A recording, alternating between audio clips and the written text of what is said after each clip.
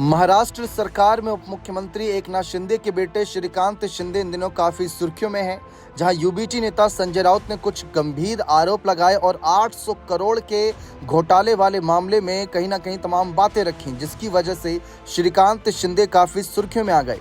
चर्चा तब भी बहुत थी जब एकनाथ शिंदे को सीएम नहीं बनाए जाने की खबर थी, तो चर्चा थी कि श्रीकांत शिंदे को डेप्यूटी सीएम बनाया जा सकता है। लेकिन उससे कुछ ही समय पहले जब देखने को मिला था कि लोकसभा चुनाव हुए थे, तो 17वीं लोकसभा के सदस्य के रूप में चुने गए थे एकनाथ शिंदे के बेटे श्रीकांत शिंदे।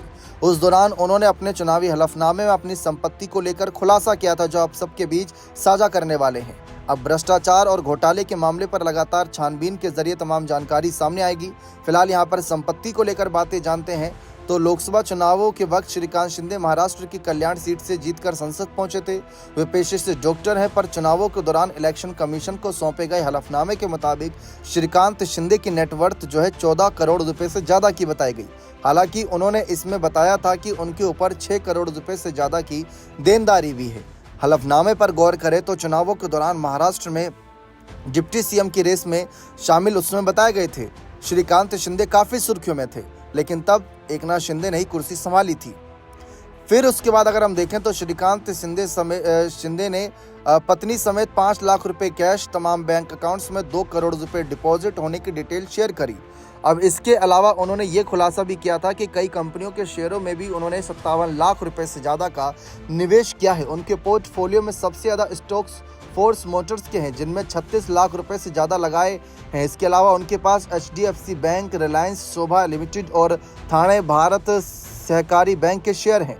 चुनाव आयोग को दिए गए हलफनामे में श्रीकांत शिंदे की ओर से बताया गया था कि उनके नाम पर 3 LIC पॉलिसीज चल रही, जिनमें एक 53 लाख, दूसरी 6 लाख और तीसरी 13 लाख रुपए की। इसके अलावा उनकी पत्नी के नाम पर कुल 5 इंश्योरेंस है।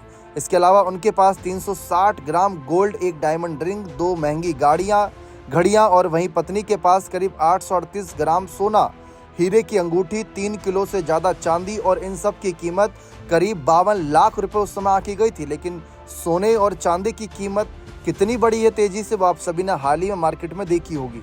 करोड़ों की दौलत होने के बावजूद श्रीकांत शिंदे के नाम पर कोई कार रजिस्टर्ड नहीं है। अचल संपत्ति की बात करें तो सांसद श्रीकांत शिंदे के नाम पर कोई रेजिडेंशियल प्रॉपर्टी नहीं है। उनके नाम पर खेती योग्य जमीन रजिस्टर्ड है। उनके और पत्नी के नाम पर 3.47 करोड़ रुपए की एग्रीकल्चर लैंड दर्ज है। इसके अलावा पत्नी के नाम पर 3 घर हैं, जो कि करीब 3 करोड़ रुपए की वैल्यू के हैं। ये तीनों ही फ्लैट तकरीबन 1-1 करोड़ रुपए की कीमत के उस समय बताए गए थे। अब फिलहाल जिस तरीके से श्रीकांत शिंदे को लेकर विपक्ष कई सारी बातें रख रहा है, देखते हैं उन मामलों में आगे क्या जानकारियां सामने आती हैं। बने रहें चैनल के साथ। बहुत बहुत शुक्रिया।